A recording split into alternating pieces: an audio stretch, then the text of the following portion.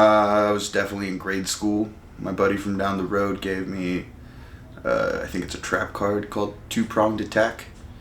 And then shortly after that, I got my first Blue Eyes deck. I played Yu-Gi-Oh! When I was young.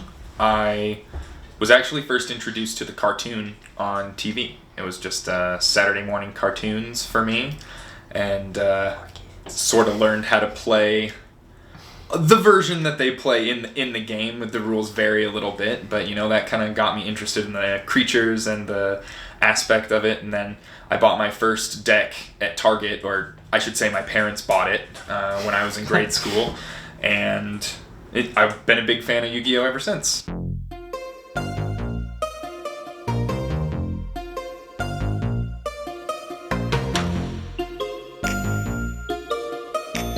Probably the card game.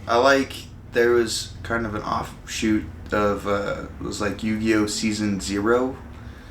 And it was very dark. It was very Japanese. There was no Shadow Realm. People straight up died. And that's pretty hardcore. I really like the anime the most, as well as the TCG or the cards. Yeah.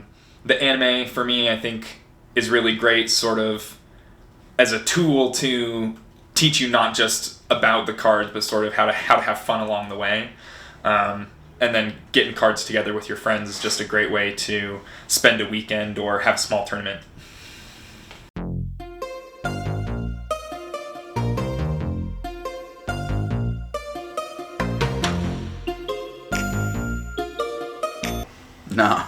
Nah, there were like 3 of us sitting on the back of the bus just playing cards. Not so much. When I was in grade school, it was 2 or 3 classmates of mine that had cards, and we would play on the playground. But the card shop had infrequent events. I attended one, I think, throughout my entire grade school. And so then in college, there was more of a community there, but that I think hinged on the college atmosphere a lot, just to have a handful of people to make it happen.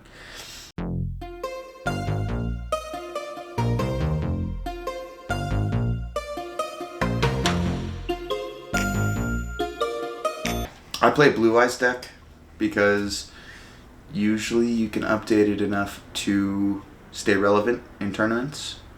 But it's also kind of built around the classic that I started with. Right now I play the Red Eyes Black Dragon deck.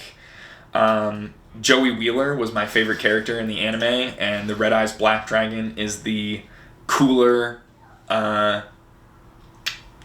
less powerful, but more potential than the Blue Eyes White Dragon. Blue Eyes White Dragon is what everybody thinks of, but Red Eyes Black Dragon is where it's at.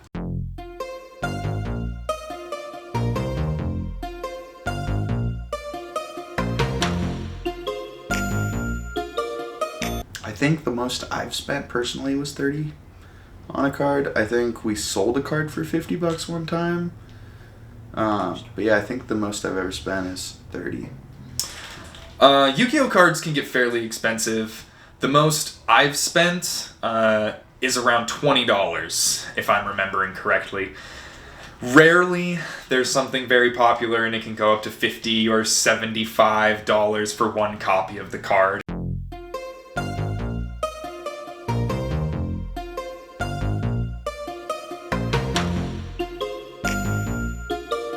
It was one of two.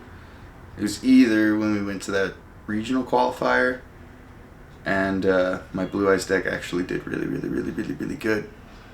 Or it was when we went to that sneak peek and I won my mat. About 5 years ago in college, I was playing at the local card shop, and it was a new small deck tournament. So it was a limited number of cards that came out. Everybody had the same starting 25 cards, and we played a tournament with those, and I actually won the event. I could give you the entire breakdown, but we'll save that for another day. I outplayed him, and I won a clock.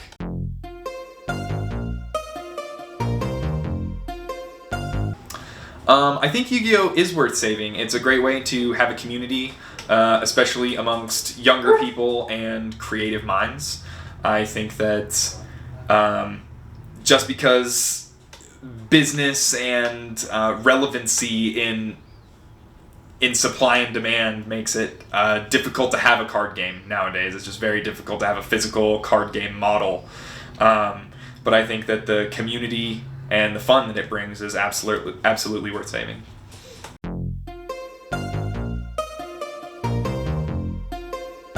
That you don't have to run a tournament level deck to have fun with it. Like, you can build a shitty deck and duel against your friends, and everyone can be awful, and you can still have a good time doing it.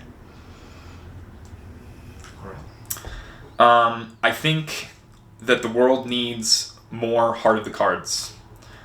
The Heart of the Cards is a concept from the anime, and you have to believe in your deck and believe in yourself, and you will always come up with what you need. And everybody just needs to believe in themselves, and we can make it through this world together.